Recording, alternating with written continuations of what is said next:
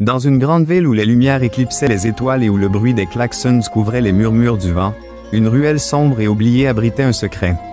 Une jeune fille de 19 ans, aux cheveux emmêlés et au corps tremblant, venait d'accoucher seule, dans la saleté et le froid.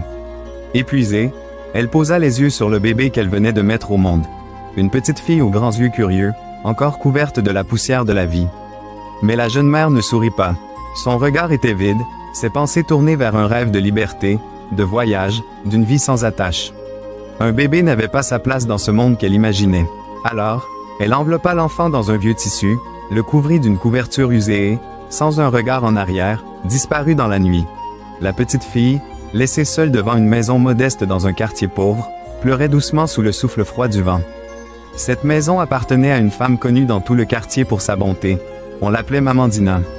À 40 ans, Maman Dina vivait seule, le cœur lourd d'un rêve inassouvi. Depuis 15 ans, elle priait chaque jour pour devenir mère, malgré les médecins qui lui avaient répété que c'était impossible. Pourtant, elle refusait de perdre espoir. Elle croyait qu'un miracle viendrait, qu'un jour, quelque chose de spécial changerait sa vie. Ce matin-là, alors qu'elle sortait chercher de l'eau, un son faible attira son attention. Un pleur, fragile comme un murmure, venait de devant sa porte. Intriguée, Maman Dina s'approcha et découvrit un petit paquet enveloppé dans une couverture sale et déchirée. Ses yeux s'écarquillèrent lorsqu'elle vit le bébé, si petit, si vulnérable. Son cœur se serra, et elle s'agenouilla, incapable de parler. Des larmes coulèrent sur ses joues tandis qu'elle murmurait « Mon Dieu, est-ce toi qui m'envoies ce cadeau ?» Elle regarda autour d'elle, mais la ruelle était déserte. Personne, juste elle et ce bébé. Maman Dina prit l'enfant dans ses bras. Il était froid, tremblant. Elle le serra contre sa poitrine pour le réchauffer, et une vague d'amour l'envahit, si forte qu'elle en eut le souffle coupé. Elle ne savait rien de cet enfant, ni d'où il venait, ni pourquoi il était là. Mais pour elle, c'était un miracle, une réponse à ses années de prière. Sans hésiter, elle rentra chez elle, ferma la porte et s'assit sur une chaise usée. Elle observa le bébé, ses grands yeux qui semblaient déjà chercher à comprendre le monde. Après un long moment de réflexion, un sourire éclaira son visage. « Tu t'appelleras Favour », murmura-t-elle doucement. « Ça veut dire grâce, tu es ma grâce du ciel. » Dès cet instant, Maman Dina ne fut plus la même. Sa maison, bien que simple et pauvre, devint un foyer. Elle transforma une vieille boîte en bois en un lit pour Favour, y ajoutant des tissus doux pour qu'elle soit à l'aise. Chaque soir, elle chantait une berceuse, sa voix grave et chaleureuse emplissant la petite pièce. Les voisins, qui connaissaient son grand cœur, commencèrent à parler. Certains trouvaient son geste insensé. « Pourquoi s'encombrer d'un enfant trouvé ?» disaient-ils. D'autres, émus, voyaient en elle une femme extraordinaire. Mais Maman Dina n'écoutait pas les ragots. Elle savait que Favour était sa réponse, celle qu'elle avait attendue toute sa vie. Maman Dina n'avait pas grand-chose. Sa maison, aux murs fissurés, laissait passer la pluie par un toit qui fuyait. Elle gagnait sa vie en vendant des beignets et de l'eau fraîche au bord de la route, un travail épuisant qui rapportait peu. Pourtant, elle se levait chaque matin avec une nouvelle énergie, portée par l'amour qu'elle portait à Favour. Elle voulait lui offrir tout ce qu'elle pouvait, même si ce n'était qu'un peu de pain ou une histoire avant de dormir. Pour Maman Dina, être mère ne se résumait pas à donner la vie avec son corps. C'était donner de l'amour avec son cœur, et cela, elle le faisait mieux que personne. Favour grandissait entourée de cet amour. À 3 ans, elle courait déjà dans la cour, jouant avec des bouts de bois ou des cailloux, ses cheveux tressés par Maman Dina. Ses yeux brillaient lorsqu'elle riait, ignorant tout de son passé, de l'abandon, de la ruelle froide. Pour elle, Maman Dina était sa mère, la seule qu'elle connaissait, celle qui la serrait dans ses bras et lui murmurait des mots doux sous les étoiles. Les voisins aimaient Favour. Ils disaient qu'elle était intelligente, qu'elle avait une lumière particulière. Parfois, elle aidait Maman Dina au marché, portant un petit seau ou souriant aux clients, qui donnait souvent une pièce de plus juste pour sa gentillesse. Mais la vie restait dure. Il y avait des jours où il n'y avait rien à manger. Maman Dina serrait alors Favour contre elle et disait « Demain sera mieux, ma chérie ». Ces mots simples, pleins d'espoir, restaient gravés dans le cœur de Favour. Elle ne voyait pas la pauvreté autour d'elle. Elle voyait une maison pleine de chaleur, un foyer où l'amour faisait oublier le manque. Maman Dina lui apprenait à prier, à croire en quelque chose de plus grand, à ne jamais abandonner. Et Favour, même si elle était encore petite, absorbait ses leçons comme une éponge, portant en elle une force qu'elle ne comprenait pas encore. Favour grandissait dans la petite maison de Maman Dina, Un refuge modeste où les murs fissurés et le toit qui fuyait ne pouvaient ternir la chaleur de leur foyer. Maman Dina, avec ses mains calleuses et son sourire doux, était le centre du monde de Favour. Chaque matin, elle se levait avant l'aube pour préparer des beignets sur un petit feu de bois. Puis, avec Favour attaché sur son dos dans un pagne coloré, elle marchait jusqu'au marché, où elle vendait ses beignets et de l'eau fraîche sous un soleil brûlant. Les journées étaient longues, les gains maigres, mais Maman Dina ne se plaignait jamais. Elle rentrait parfois avec à peine de quoi acheter du pain, mais elle s'assurait toujours que Favour ait sa part. « On partage, ma chérie », disait-elle en coupant un morceau en deux, même si elle-même avait faim. Leur vie était simple, presque austère. La maison n'avait ni électricité ni eau courante. Ils mangeaient souvent du bouilli ou un peu de pain sec, et les vêtements de Favour étaient rapiécés à maintes reprises. Pourtant, dans cette simplicité, il y avait une richesse que l'argent ne pouvait acheter. Maman Dina remplissait chaque jour de petites attentions. Une tresse soigneusement nouée, une histoire racontée sous les étoiles, une prière murmurée avant de dormir. Elle parlait à Favour de la vie, de l'espoir, de Dieu, et lui répétait souvent « L'école, c'est ton avenir. Travaille bien, et tu iras loin. » Ces mots s'ancraient dans le cœur de Favour, même si elle ne comprenait pas encore tout ce qu'ils signifiaient. Favour était une enfant joyeuse. À 6 ans, elle courait dans la cour, inventant des jeux avec des cailloux ou des bouts de bois. Ses rires résonnaient dans le quartier, et ses yeux brillaient d'une curiosité insatiable. Elle ne savait rien de son abandon, de la ruelle où elle avait été laissée. Pour elle, Maman Dina était sa vraie mère, celle qu'il aimait plus que tout. Les voisins, touchés par sa vivacité, l'appelaient « la petite lumière ». Certains lui donnaient des fruits ou des bonbons quand elle passait, et elle les remerciait avec un sourire éclatant. Elle aidait Maman Dina au marché, portant un seau d'eau ou courant chercher du bois, et les clients, charmés accent aigu par sa gentillesse, laissaient parfois un pourboire. Malgré la pauvreté, Maman Dina voulait que Favour aille à l'école. Ce n'était pas toujours possible, les frais, même minimes, étaient un fardeau. Mais quand elle pouvait payer, Favour s'asseyait sur un banc en bois dans une salle bondée, un vieux cahier sur les genoux. Elle apprenait vite, dévorant les lettres et les chiffres avec une soif d'apprendre qui surprenait ses instituteurs. Elle aimait écrire des histoires, des récits simples sur des princesses ou des étoiles, et les montrait fièrement à Maman Dina le soir. Celle-ci, bien qu'elle-même illettrée, écoutait avec admiration, caressant les cheveux de Favour en disant « Tu es ma lumière. Avec toi, je ne suis jamais seule. » Les soirs étaient leur moment préféré. Assise dehors sous un ciel constellé, Maman Dina racontait des histoires ou chantait des chansons douces. Elle priait pour Favour, demandant à Dieu de lui offrir une belle vie, loin de la pauvreté qui les entourait. Favour écoutait, blotti contre elle, sentant la chaleur de son amour. Ces instants, bien que simples, étaient des trésors. Ils donnaient à Favour un sentiment de sécurité, une certitude que, quoi qu'il arrive, Maman Dina serait toujours là. Mais la vie, cruelle et imprévisible, avait d'autres plans. À l'âge de 8 ans, Favour commença à remarquer des changements chez Maman Dina. Elle semblait plus fatiguée, se plaignait parfois de maux de tête qu'elle balayait d'un « ce n'est rien, ça va passer ». Mais les mots persistaient. Maman Dina oubliait parfois des choses simples, comme où elle avait posé son panier ou ce qu'elle devait acheter. Favour, inquiète, demandait « Maman, tu es malade ?» Maman Dina souriait faiblement et répondait « Ne t'inquiète pas, ma chérie, je suis juste fatiguée. » Mais bientôt, la fatigue devint autre chose. Maman Dina vomissait, avait du mal à marcher, et son visage, jadis lumineux, s'assombrissait de douleur. Les voisins, inquiets, insistèrent pour qu'elle voie un médecin. Avec les quelques pièces économisées, Maman Dina consulta un docteur du quartier. Favour attendait dehors, jouant avec une fichelle, ignorant la gravité de la situation. Quand Maman Dina sortit, son visage était fermé, mais elle ne dit rien. Elle serra Favour dans ses bras et rentra à la maison. Quelques jours plus tard, le médecin revint. Il expliqua que Maman Dina avait une tumeur au cerveau, une maladie grave et inopérable sans argent. Favour, trop jeune pour tout comprendre, voyait seulement que sa mère s'affaiblissait. Elle restait à ses côtés, lui apportant de l'eau ou un chiffon humide pour son front, essayant de sourire malgré la peur qui grandissait en elle. Les semaines passèrent, et Maman Dina ne pouvait presque plus se lever. Allongée sur un vieux matelas à même le sol, elle respirait difficilement. Favour s'asseyait près d'elle, lui tenant la main, priant en silence comme Maman Dina le lui avait appris. Une nuit, sous une lune éclatante, Maman Dina ouvrit les yeux. Elle regarda Favour avec une tendresse infinie et murmura « Ma fille, tu es ma joie. Ne laisse jamais personne éteindre la lumière que j'ai vue en toi. Elle serra sa main, prononça une dernière prière, puis ferma les yeux pour toujours. Favour resta immobile, attendant un souffle qui ne vint jamais. Ses larmes coulèrent doucement, puis plus fort. Elle posa sa tête sur la poitrine de Maman Dina et pleura toute la nuit, seule avec le vide immense laissé par celle qui l'avait aimée sans condition. À l'aube, les voisins trouvèrent Favour, les yeux rouges, encore blottis contre sa mère.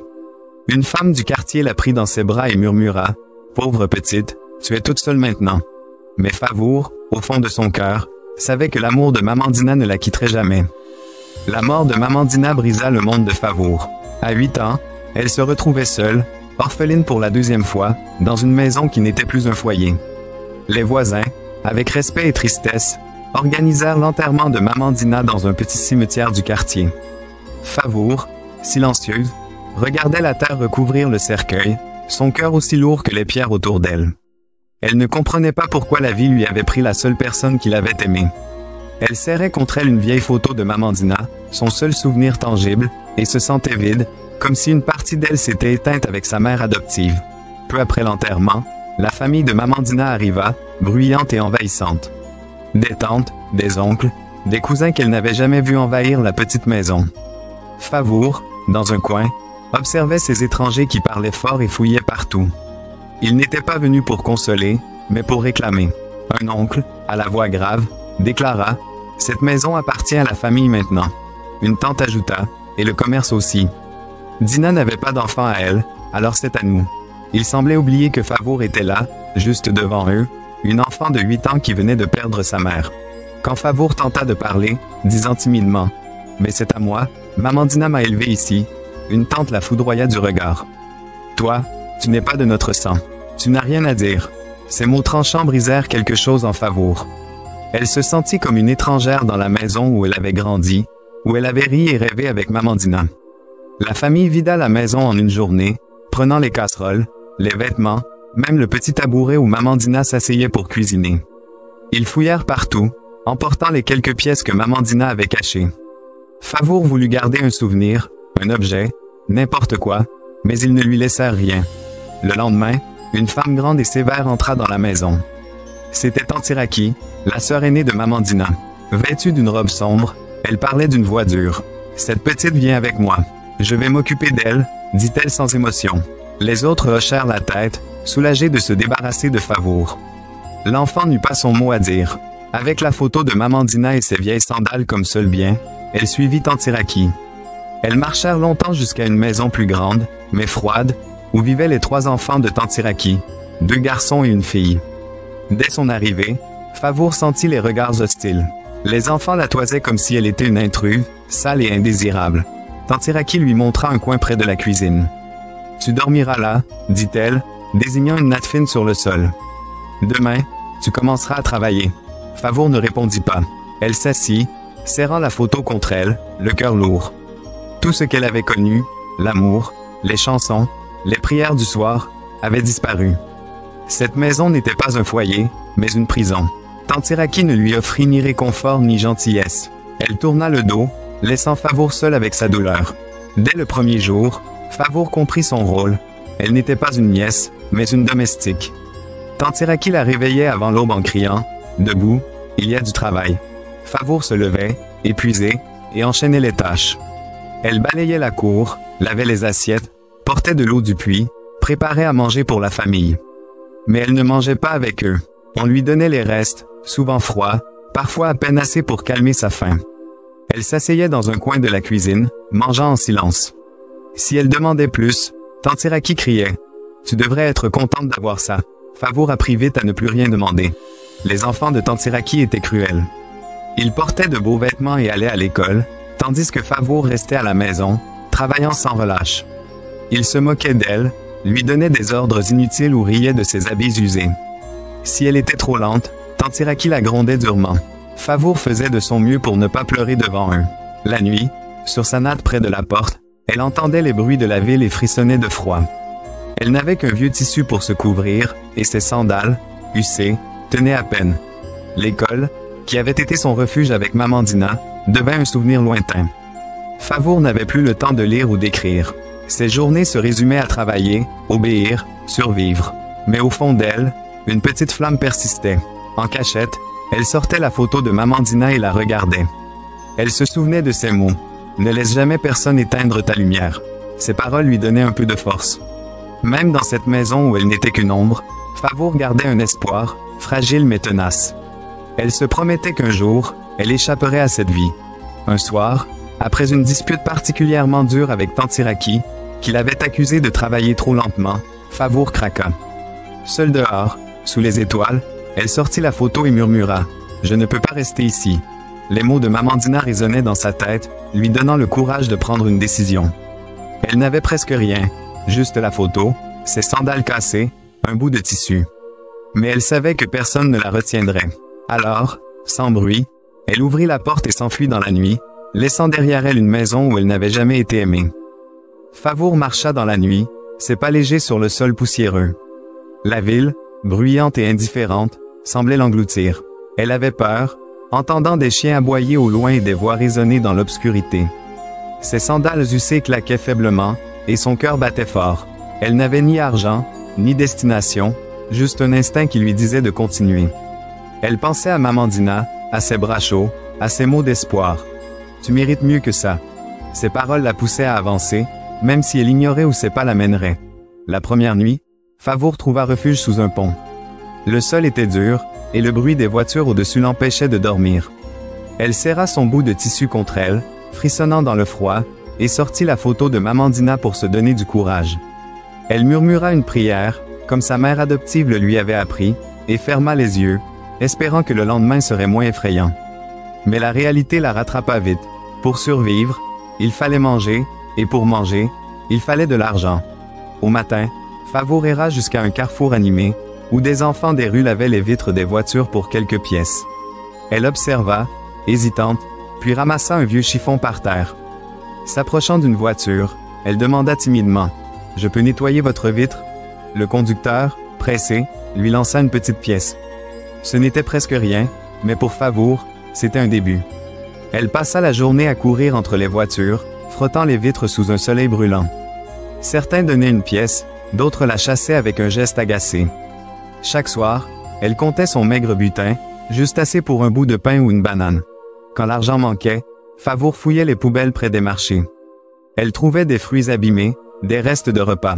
Ce n'était pas bon, mais ça la gardait en vie. La nuit, elle cherchait un coin sûr pour dormir, sous un pont, dans un marché désert, ou contre un mur. La peur était constante. Des hommes ivres criaient parfois, et elle se cachait, le cœur battant. Elle apprit à éviter les inconnus, à marcher vite, à rester invisible. Ses habits, déjà usés, devinrent sales, et ses pieds, couverts de poussière, faisaient mal. Elle n'avait nulle part où se laver, et son corps maigrissait à vue d'œil. Malgré tout, Favour refusait de perdre espoir. Sous les étoiles, elle repensait à Mamandina, à ses prières, à ses mots. « Ne laisse jamais personne éteindre ta lumière ». Ses souvenirs étaient sa force. Elle se murmurait « Un jour, je ne vivrai plus comme ça ». Elle ne savait pas comme, mais cette conviction, même fragile, la tenait debout. Elle observait les autres enfants des rues, certains plus jeunes qu'elle, leurs yeux ternes par la résignation. Parfois, elle partageait un morceau de pain avec eux, pensant à Mamandina qui donnait toujours, même dans la pauvreté. Les semaines passèrent, et Favour apprit à survivre. Elle connaissait les meilleurs endroits pour trouver à manger, les coins sûrs pour dormir.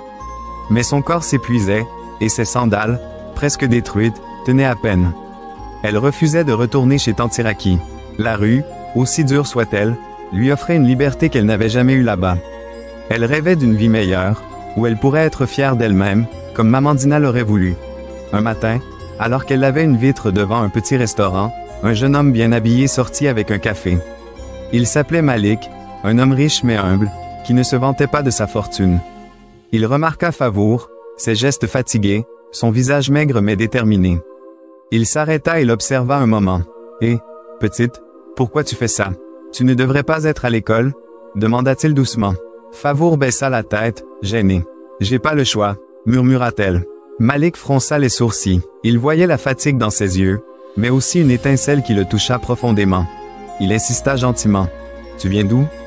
Raconte-moi. » Favour hésita. Elle ne parlait jamais de sa vie, par peur ou par honte. Mais la voix douce de Malik, son regard sans mépris, la mirent en confiance. Alors, elle raconta tout, Mamandina, son amour, sa mort, la famille qui avait tout pris, la cruauté de Tantiraki, sa fuite dans la rue. Maintenant, je suis ici. Je travaille pour manger, conclut-elle. Malik l'écouta sans l'interrompre, les yeux brillants d'émotion.